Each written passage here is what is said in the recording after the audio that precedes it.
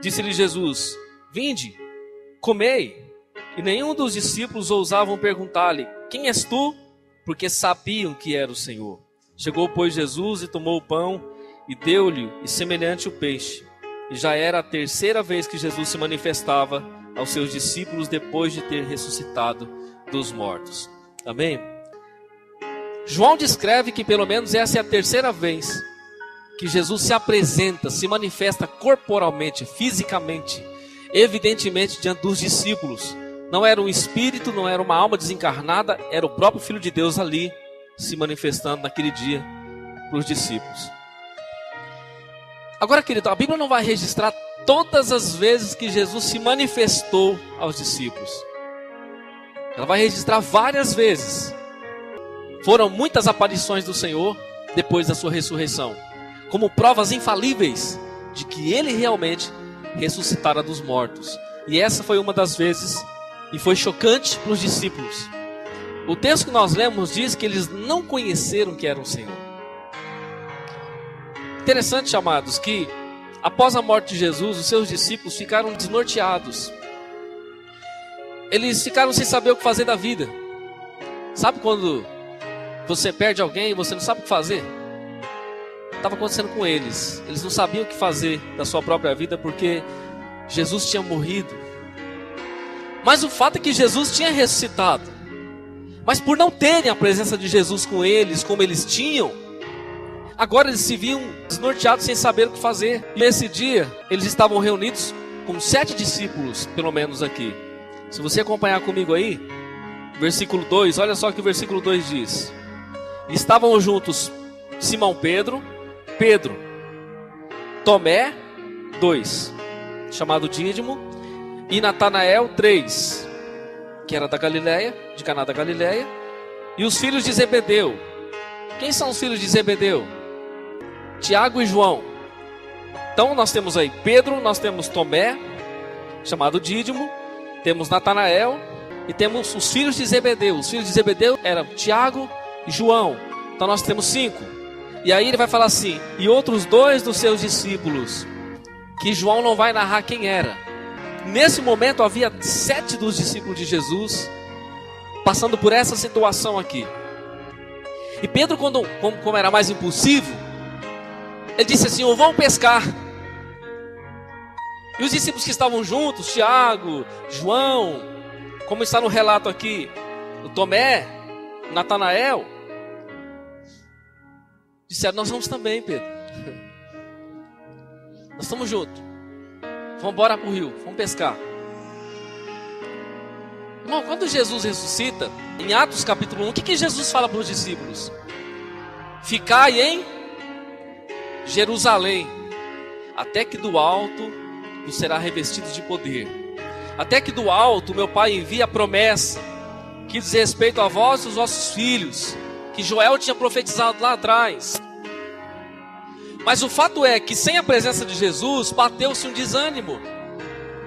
Sabe, querido, bateu-se um conformismo na vida daqueles homens. Então Pedro resolveu ir pescar, porque Pedro era pescador, esse era o seu ofício. E Pedro então resolve por si só ir pescar, e os demais que estão com ele resolvem ir também entrar no barco. E todos vão, 7 discípulos vão para dentro do mar da Galileia, e eles entram para pescar. E a Bíblia diz que da tarde de um dia até a madrugadinha do outro, eles não pegaram nada. Eles passaram a noite inteira insistindo, mas não pegaram peixe algum naquela noite. E eles estavam, querido, na madrugadinha para a manhã daquele dia, desanimados, entristecidos, famintos, decepcionados, porque não tinha peixe. Eles não tiveram sucesso naquela empreitada, naquela noite. Sabe, amado, para um pescador profissional isso é frustrante, porque Pedro, Tiago, João, esses homens viviam da pesca, eram profissionais, mas naquela noite eles não acertaram o local certo onde o peixe estava, e eles estavam voltando para a praia, infelizes porque não tinham pescado nada, não tinham conseguido nada para sua casa, estava com a barriga vazia, e seria mais um dia de jejum, sem pegar nada. Só que aconteceu algo diferenciado naquela noite. quando eles estavam voltando da sua pescaria frustrada, quem estava na praia? O próprio Filho de Deus. O próprio Jesus estava lá, querido, naquela madrugadinha para amanhecer. E Jesus avista eles ao longe. A Bíblia registra aqui que eles estavam a 100 metros, mais ou menos 100 metros da praia. E eles veem Jesus e eles acham que é algum passante por ali, que era alguém que estava atrás de peixe para comprar peixe. Eles olham Jesus e eles não reconhecem que era Jesus. Estão desapercebidos espiritualmente. Preste bastante atenção. Jesus tinha morrido e tinha ressuscitado e feito uma promessa para eles. Mas eles tinham voltado para a sua vida natural. Eles tinham voltado para o seu ofício natural. Não que era proibido Pedro pescar de maneira nenhuma. Mas eles esqueceram o que Deus tinha falado, queridos. Eles esqueceram a promessa de Jesus. E eles voltaram para a sua vida natural, foram pescar. Eles perderam o foco espiritual. Eles perderam a visão espiritual. Porque essa para ficar em Jerusalém, é para ficar em Jerusalém. E se é para esperar a promessa de Jesus, é para esperar a promessa. Por que eu vou sair do lugar que Deus mandou eu ficar e esperar a sua promessa e vou bater em retirada para pescar? Muitas vezes nós não discernimos o tempo de Deus na nossa vida. Nós passamos do espiritual para o natural. Aí quando nós passamos do espiritual para o natural, nós não pegamos nada. Não tem peixe, não tem comida, não tem sucesso, não tem vitória, não tem bênção. Aí nós reclamamos: ah, meu Deus, por que tudo isso na minha vida? Porque nós deixamos o espiritual e passamos a viver o natural. Vamos pescar, vamos resolver. Eu vou sustentar minha casa. Esquece a promessa de Deus, porque a promessa de Deus não vale nada. E assim foi, querido. E eles foram. E nisso aqui, eu e você podemos perceber que Pedro, ele surge nessa história aqui com uma ideia conformista, derrotista. Pedro disse: vou pescar. Se eu perguntar para você, o que foi que Jesus disse para Pedro em Lucas capítulo 5, a passagem da pesca maravilhosa? De agora em diante não será mais pescador de peixes, mas será pescador de almas. Mas agora Jesus vai à cruz, morre, ressuscita, aparece para eles. E Pedro viu Jesus ressuscitado. Mas agora Pedro vai pescar, irmão. E pior que Pedro vai pescar e leva alguns com ele. Porque talvez a ideia derrotista, ou a ideia, ou o desânimo, ou a fraqueza espiritual, parece que ela tem mais força de levar pessoas com ela do que a própria vitalidade espiritual. Irmão, se você encontrar um crente derrotado, ore por ele, mas não dê ouvido para ele. Porque se você der ouvido para ele que já está conformado com o mundo, conformado com a derrota, conformado com o problema, não dê ouvido para ele. Diga: irmão, eu vou orar pela sua vida, querido. Eu vou jejuar pela sua vida. Você está precisando de Jesus. Não dê ouvido para essa pessoa, que é perigoso ela levar você para pescar também. E o resultado da pesca vai ser uma frustração muito grande. Muitas vezes, as angústias, elas nos tentam parar. As aflições, elas nos abatem. Isso acontece, querido, com qualquer homem, qualquer mulher. Uma enfermidade, uma dor, uma adversidade. Tudo isso pode, querido, tentar minar a nossa fé e nos trazer desânimo no nosso coração. Nós devemos lançar toda a nossa ansiedade sobre Ele, porque Ele tem cuidado de nós. Às vezes nós ficamos preocupados com isso, com aquilo. Meu Deus, como vai ser lá na frente? Senhor, como vai ser mês que vem? Como vai ser semana que vem? Você fala: Senhor, e agora? O Senhor diz assim, o Espírito do Senhor diz assim: me levanta, meu filho, que o Senhor quer falar com você. O Senhor quer falar com você. O Senhor vai falar no seu espírito. Ele vai arrancar essa aflição que está no teu coração, porque é Ele que está no controle. É Ele que faz todas as coisas. É Ele que conduz a sua vida. Mas muitas vezes nós temos, querido, não essa atitude. Nós temos uma atitude derrotista, ou nós temos uma atitude de conformismo com a nossa situação. Aí ficamos dando aquela, nos autocomiserando. Ah, Deus não olha para mim, Deus não liga para mim. Olha o que eu estou passando, será que Deus não me olha? Essa não é a atitude, querido, de um servo, de uma serva que conhece o seu Deus, de um filho que conhece o seu pai. Pedro teve essa atitude e levou outros com ele. Agora o Senhor, querido, Ele deseja mudar essa ideia de conformação e derrota, que muitas vezes está em nós. Olha só o que diz Romanos 12:2, é um versículo muito conhecido. Não vos conformeis com este mundo, mas transformai-vos pela renovação do vosso entendimento, para que experimenteis qual seja a boa, agradável e perfeita vontade de Deus. Como que eu vou experimentar? Paulo está falando de experiência, não está falando de uma coisa vaga. Está falando, se você não se conformar com o mundo, se você não se conformar com os problemas, se você não se conformar, querido, com as lutas da sua vida, se você não se conformar com os intempéries que você passa, se você não se deixar levar por isso, você vai experimentar a boa, agradável e perfeita vontade de Deus. Mas a grande questão é eu e você não nos conformarmos com essa situação de derrota, de angústia, de tristeza, de dor. E muitas vezes dizendo, eu não sou nada, eu não sou ninguém, eu não posso, não vai, não acontece. Essa, querido, não deve ser a sua postura diante dos céus. Essa não deve ser as suas palavras diante de Jesus. Porque Jesus venceu por você na cruz. Jesus, Ele obteve a vitória por mim, por você na cruz. E se eu e você estamos com Ele, nós somos mais do que vencedores, porque Ele nos amou. Agora, essas atitudes que nós vamos ver aqui nesse texto, ou seja, a atitude de Pedro e dos discípulos, geraram derrota. Porque eles deixaram de olhar para Jesus e passaram a olhar para a sua derrota, para o seu problema, para as suas dúvidas. E aí, meu irmão? Pode esquecer, peixe. Pode esquecer.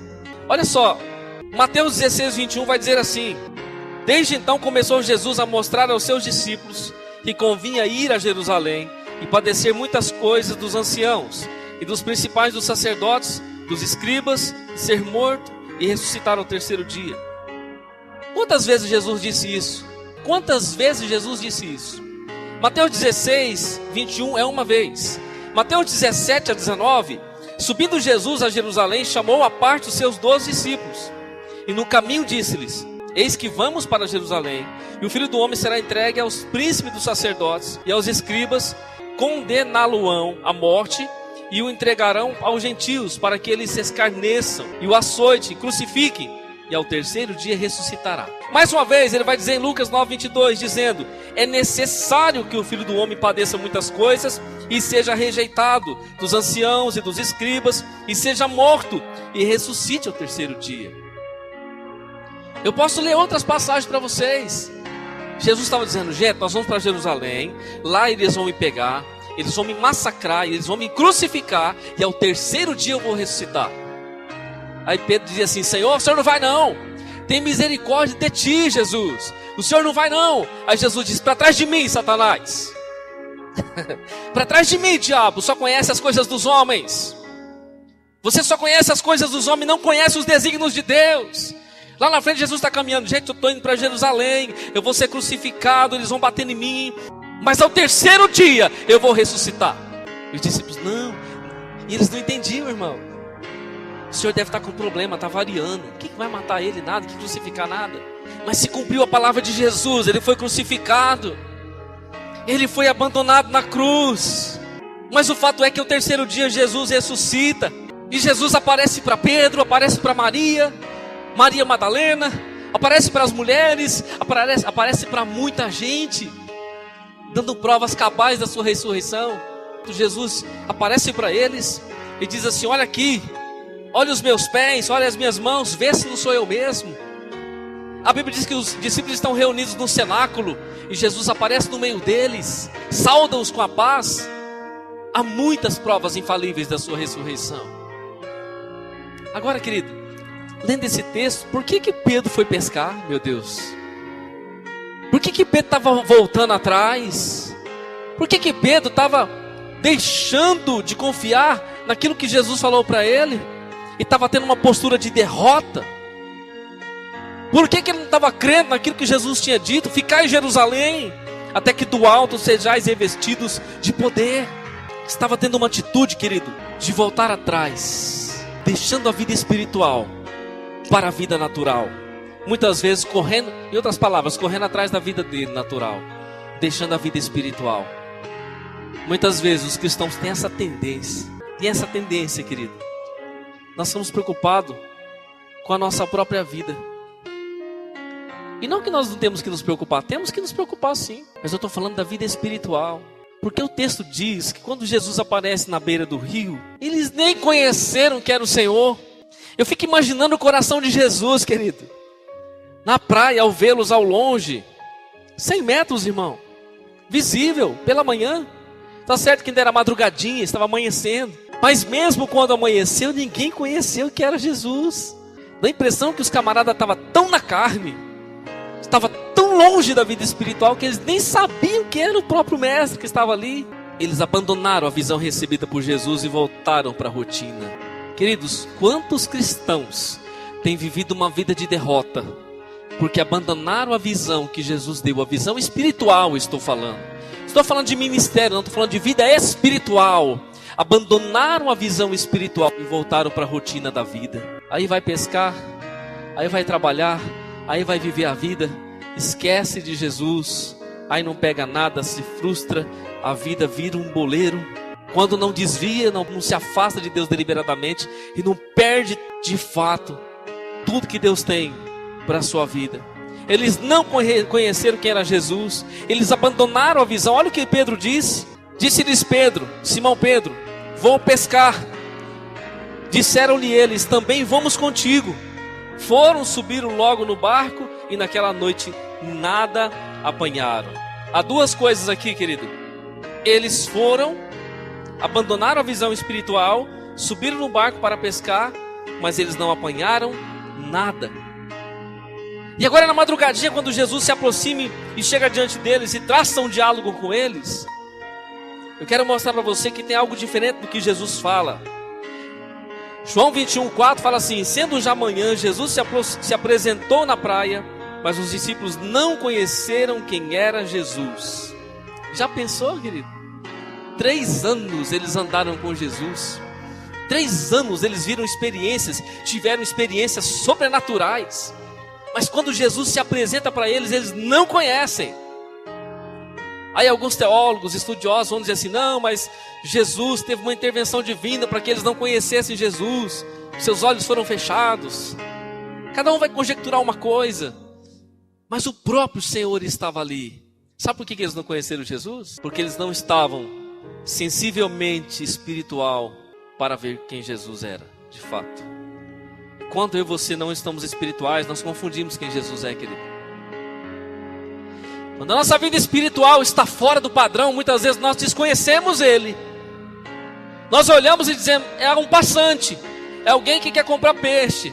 E é bom que ele vai embora, porque não tem peixe. Não pegamos nada. Nós corremos esse risco de não conhecê-lo. Corremos esse risco de passar por Ele e nem mesmo saber quem Ele é. Sabe, querido? Pedro, Tiago, João, Tomé, Natanael e os outros 2 discípulos que João não descreve. Eles tinham perdido uma noite inteira de trabalho. Nada apanharam. Foi um fracasso total. Nada pegaram. Nem sequer um lambarizinho assim. Nada apanharam. Fracassaram em seu objetivo. Nada apanharam. Eles não tinham o que comer. Estavam famintos e frustrados. Quantos estão assim? Famintos e frustrados, não tem o que comer. Mas não tem o que comer não é só porque não pescou. Não tem o que comer porque mudou o seu foco, mudou a sua visão espiritual. Deixou a vida no espírito para viver a vida na carne. Deixou a confiança em Deus para confiar na força do seu braço, das suas atitudes, das suas convicções, das suas forças. Você acha que Pedro, querido, Tiago, João, os caras não eram profissionais? Conheciam o rio. Eles viviam da pesca. Homens extremamente experientes da pesca. Sabiam os locais do rio, tinham conhecimento. As luas. Sabiam de tudo. Mas não adianta, querido, ter o conhecimento natural, ser um profissional, saber todas as coisas, se não tiver a bênção do abençoador, se não tiver a presença daquele que sabe onde está o peixe, se não tiver a presença daquele que pode fazer o impossível diante dos nossos impossíveis, não adianta. Agora olha só que interessante, o versículo 4, o texto vai dizer: sendo já manhã, Jesus se apresentou na praia, mas os discípulos não conheceram que era Jesus. Jesus aparece ao clarear da madrugada. Sabe o que Jesus estava fazendo naquele dia? Jesus tinha marcado um café da manhã com eles. Jesus tinha marcado um café da manhã com eles. E estava todo mundo frustrado, todo mundo triste, desanimado. Ia voltar para suas casas murcho, desenganado, sem nada. Mas Jesus tinha marcado naquela manhã, especificamente, um café com eles. Algo especial naquele dia ia acontecer. O versículo 4 diz isso. Sabe, muitas vezes, querido, diante das nossas frustrações, o Salmo 30, o verso 5 vai dizer assim: porque a sua ira dura só no momento, no seu favor está a vida. O choro pode durar uma noite, mas a alegria vem pela manhã. Eles se frustraram a noite inteira sem pegar nada. Estavam tristes, desalentados, mas a alegria estava esperando eles na praia naquele dia. A alegria estava aguardando por eles na praia naquele dia. O choro pode ter durado a noite inteira, mas a alegria estava lá esperando por eles na praia naquele dia. Aleluias!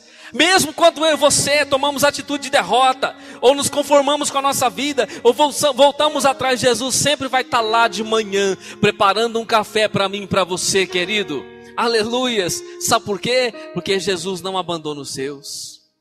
Porque Jesus não deixa os seus. Porque Jesus não deixa os seus filhos à mercê das circunstâncias. Nunca Ele vai deixar a mim e a você na situação que é difícil e não vai estender as suas mãos para as nossas vidas.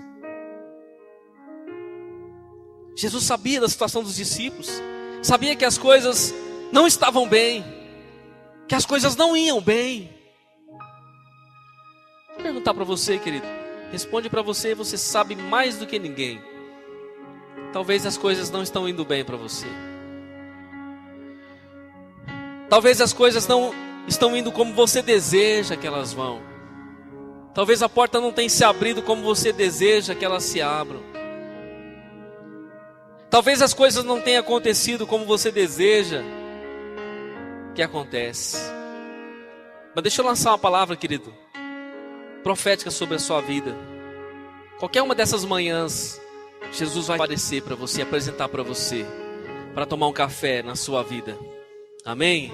Para mostrar para você que Ele é Deus, que Ele não mudou, que Ele ainda continua no controle da sua e da minha vida. Aleluias! Levanta porque Ele quer falar com você. Temos que estar atento à voz do Senhor, querido. Olha o versículo 5 e 6, acompanha comigo na sua Bíblia. João 21, 5 e 6. E o versículo 11. Disse-lhes, pois, Jesus: filhos, tendes alguma coisa de comer? Responderam-lhe, não. E ele lhes disse: lançai a rede para o lado direito do barco e achareis. Lançaram-no, pois, e já não a podiam tirar, pela multidão de peixes. Agora o versículo 11. Simão Pedro subiu e puxou a rede para a terra, cheia de 153 grandes peixes, e sendo tantos, não se rompeu a rede. E onde eles estavam, Jesus disse para eles: olha, lança a rede aí do lado direito do barco. Lança a rede do lado direito. Tão sugestivo, né? Na pesca maravilhosa, Jesus disse: vai, faze ao mar alto, lance a tua rede do lado direito. E agora o mesmo Jesus, desconhecido por eles, estava dizendo: olha, filho, onde você está? Lança a tua rede do lado direito. É do lado direito. O peixe está aí. E quando eles lançam a rede, querido, a Bíblia diz que a rede se encheu com 153 peixes grandes. E foi tão poderoso aquilo, a rede não se rompeu. Foi uma intervenção divina, foi uma pesca poderosa. 153 peixes grandes, a Bíblia faz questão de relatar. E eles vieram para a praia com esses peixes. Só acompanha comigo o texto. Olha só.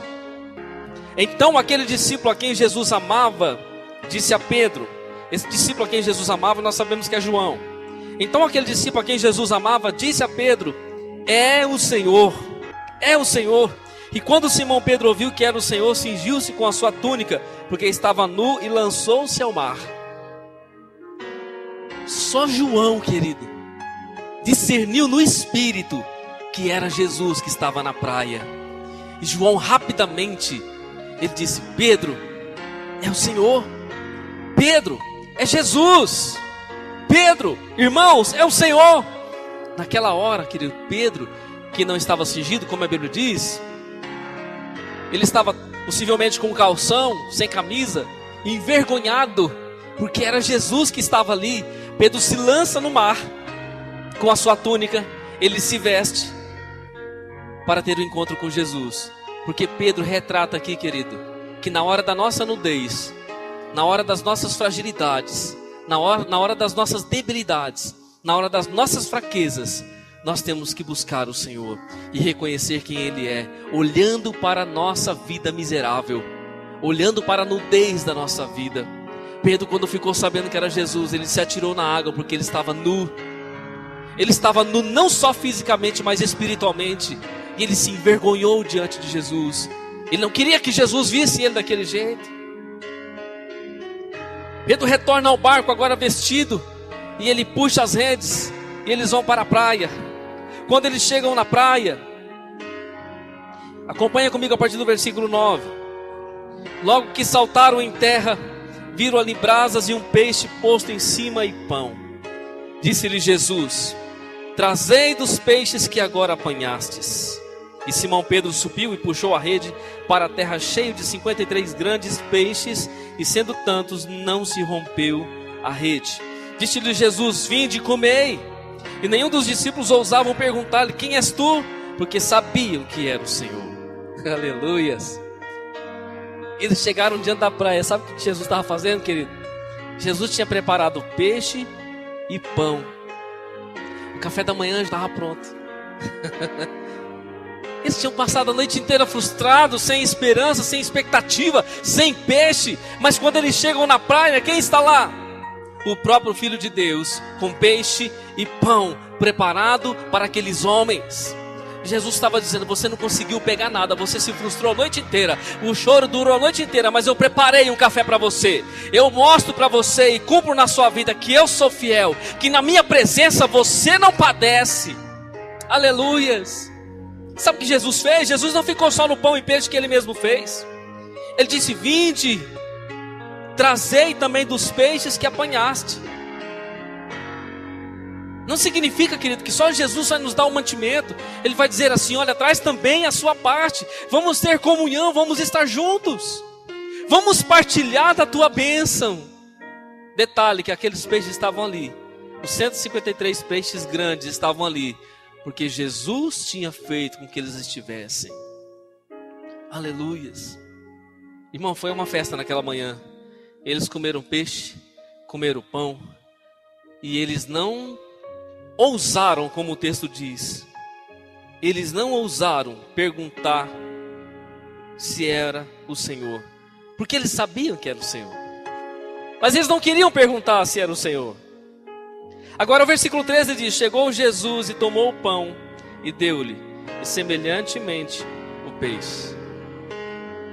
Sabe, amado, guardem no seu coração, Jesus, como exemplo de serviço, sempre nos serve.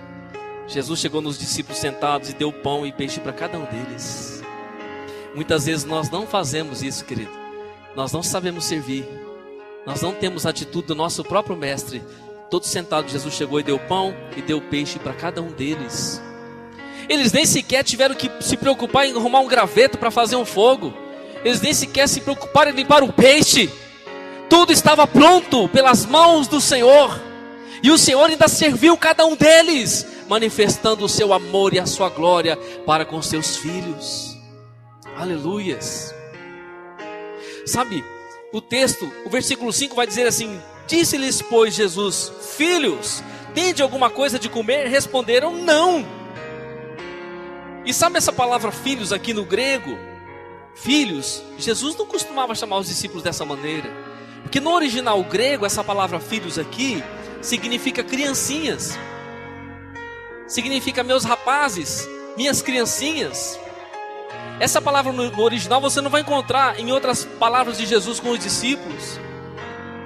Jesus estava dizendo em outras palavras: eu sou o pai de vocês, eu sou o provedor de vocês, eu sou o abençoador de vocês, eu é que sustento a sua vida. Quando você pensa que não dá, quando você pensa que não pode, quando a porta não se abre, eu estou no controle, eu domino todas as coisas.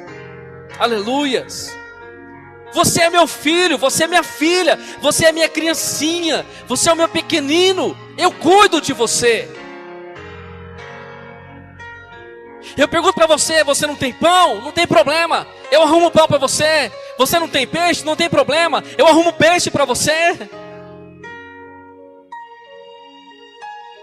Jesus tomou o pão e deu a eles, semelhantemente tomou os peixes e deu a eles. Na ceia estavam assentados na última ceia. A Bíblia diz que Jesus levanta um cálice ao alto, levanta o pão ao alto e diz: este é o meu corpo que é dado por vós. Parte o pão e reparte com os discípulos. Porque esse é o coração de Deus, querido. É partilhar conosco dele, o que ele é, o que ele tem. Semelhantemente, ele pega o cálice com o vinho e diz: este é o meu sangue. Ele levanta ao alto e depois passa para os discípulos, todos participam. Sabe o que eu entendo com isso, querido? Que eu e você participamos de quem Deus é. Eu e você participamos do que Deus tem. E o Senhor, Ele tem prazer em repartir conosco, em nos dar aquilo que é dele.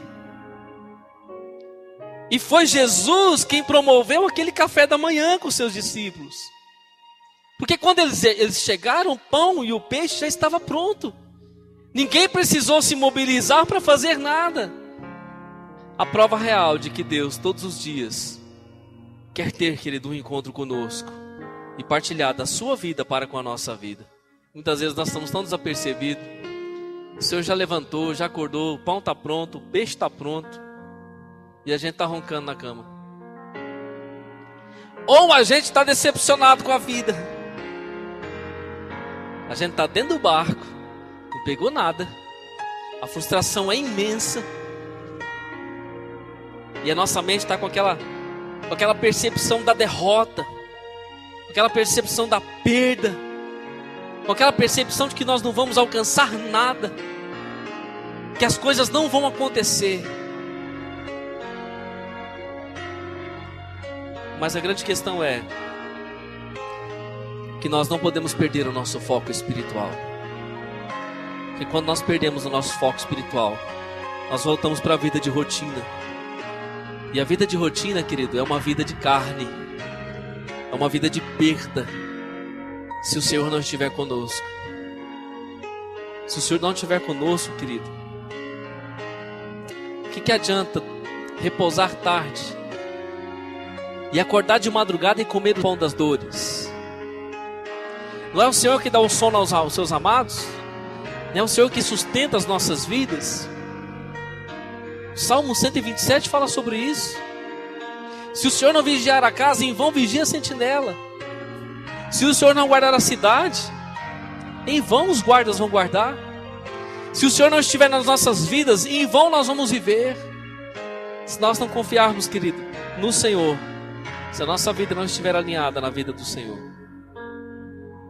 jamais nós conseguiríamos alcançar alguma coisa, se o Senhor não for a direção sobre as nossas vidas. Irmão, quantas vezes Pedro e João e Tiago e Tomé e todos eles lançaram a rede naquela noite? Nenhum peixe, nenhum.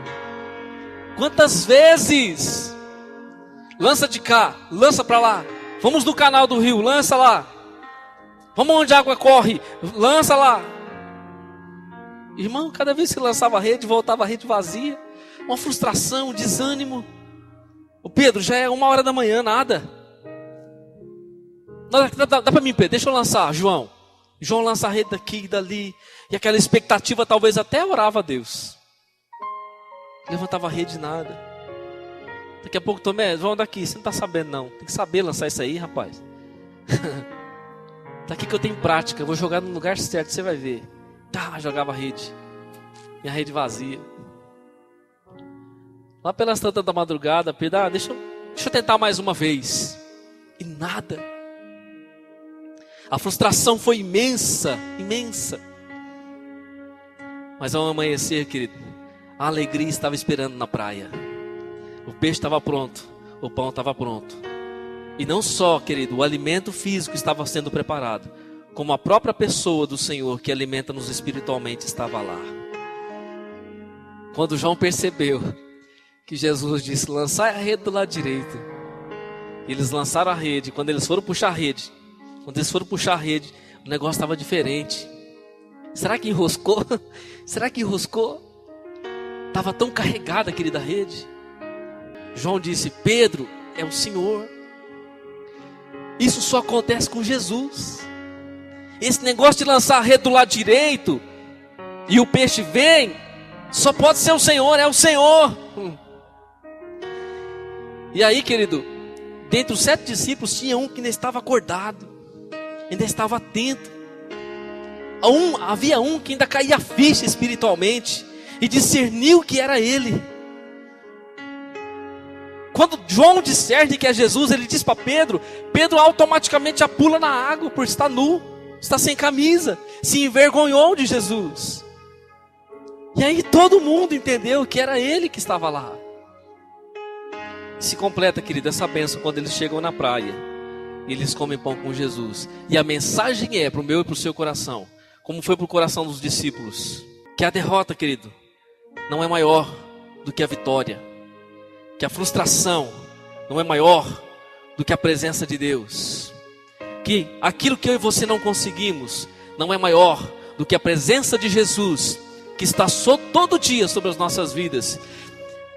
O fato de eu e você não pegarmos peixes e não termos vitória em muitas coisas, não quer dizer que o Senhor não está conosco. Porque mesmo no momento da nossa derrota, quando nós não conseguimos os nossos objetivos, o Senhor está lá nos esperando e dizendo, filho, se você não consegue, eu consigo. Se você não pode, eu posso. Eu estou no controle da sua vida. Ninguém pode se mover sobre a sua vida. Eu estou no controle da sua vida. Deus, querido, quer tirar da nossa mente, ou quer tirar de nós essa posição de frieza, de derrota, de fraqueza. Quer colocar em mim e você uma convicção de que Ele está no controle das nossas vidas. Amém? Só que eu e você não podemos nos colocar nunca nessa condição de derrota como eles se colocaram naquele dia. Jesus tinha ressuscitado, irmão. Não estava morto. Não estava morto. Na vida de muitos cristãos parece que Jesus já morreu e ficou no sepulcro. Sob a direção do Senhor, a pesca se tornou um sucesso, uma bênção. E as nossas vidas, sob direção do Senhor, também será uma bênção. Amém? Porque você não experimenta colocar no seu coração uma placa, querido, com uma frase assim, ó, sob nova direção. Coloca essa placa e pregue ela no seu coração. Coloque essa placa grudada no seu coração. Diga, sob nova direção. A direção é de Jesus, não é minha. Porque em Jesus jamais eu vou sofrer frustração. Se a minha vida está na direção de Jesus, querido, jamais eu vou me frustrar. Amém? Eu não estou falando para você que nós vamos viver um mar de rosa, que tudo vai dar certo, tudo vai ser bênção. Nós somos homens e mulheres de carne e osso.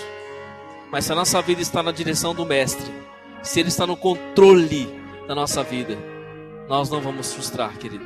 Nós vamos viver sob vitória e vitória de Deus, na nossa casa, na nossa família e na nossa vida espiritual. Amém? Se Jesus perguntar para você nessa noite, filhos, tendes alguma coisa de comer? Tendes alguma coisa de comer? Imagina que é você que estivesse nesse barco aqui a noite inteira e não pegou nada. E quando você chega frustrado no final do dia, para guardar as redes, lavá-las e guardá-las, e tirar o seu barco das águas, você se encontra com um homem na praia dizendo, meu filho, você tem alguma coisa para me comer? Você vai dizer, não, eu não tenho. Aí você ouve a voz dele dizendo, fala o seguinte então, não acabou não, ainda não acabou. Joga a sua rede do lado direito. Nós precisamos ouvir a voz do Senhor, querido. Nós precisamos ouvir a voz do Senhor dizendo, filho, não acabou ainda. Você não fez do meu jeito ainda. Você tentou a noite inteira fazendo do seu jeito, mas você não fez do meu jeito. Deixa eu explicar para você, joga do lado direito. Joga do lado direito aí onde você está, que vai dar certo. E quando nós ouvimos a voz do Senhor, querido, e vivemos segundo o seu conselho, nós somos surpreendidos. Amém? Quando nós ouvimos a voz do Senhor e obedecemos os seus conselhos, nós somos surpreendidos.